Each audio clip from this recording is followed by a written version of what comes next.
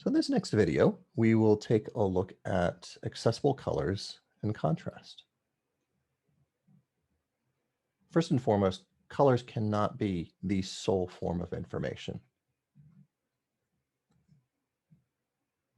And really to emphasize this, there are people who have color blindness. If that is the only form of information, then it may be lost on them. So if it's important, make sure to provide complementary forms. Contrast is also important. As you age, your contrast sensitivity diminishes. So, obviously, if things are very muddy to see, you may miss also important information. This is also really important as people experience visual fatigue. Uh, when things don't have really good contrast, it increases eye strain. So we don't really want our audience to suffer here. Color blindness, visual impairments, and age impact that contrast sensitivity. You'll want to use higher contrast where your audience needs to see a difference. It's not really necessary if it's decorative or something in the background.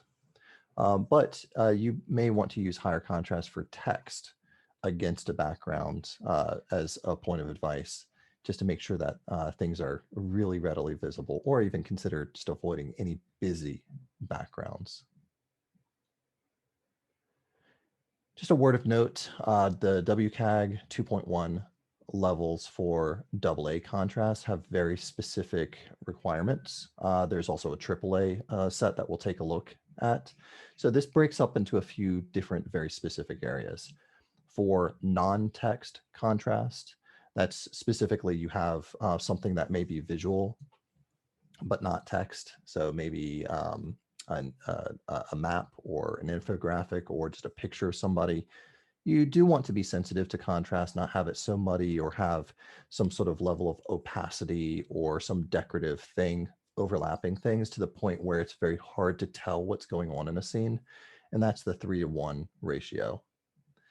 When text is involved, that needs to be heightened a bit because people need to be able to see that, especially in different environments or depending on their visual impairments that they may have. Remember, visual impairments are not always permanent. They can be temporary.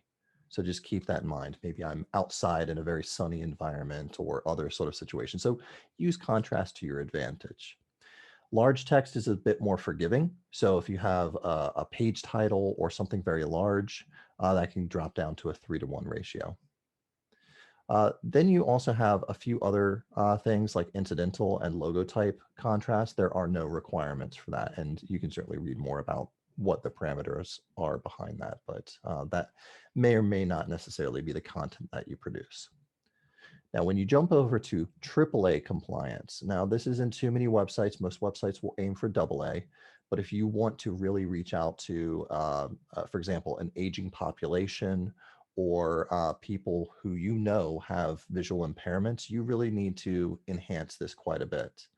So when it comes to text on a page, you want to look for the 7:1 ratio. Large text jumps to a 4.5:1 ratio.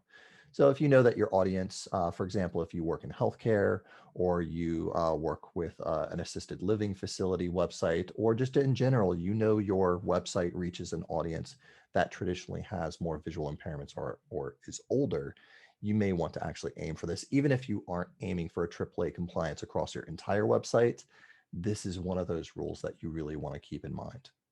Remember, you're trying to convey information to people. The broader the audience, the more people you reach.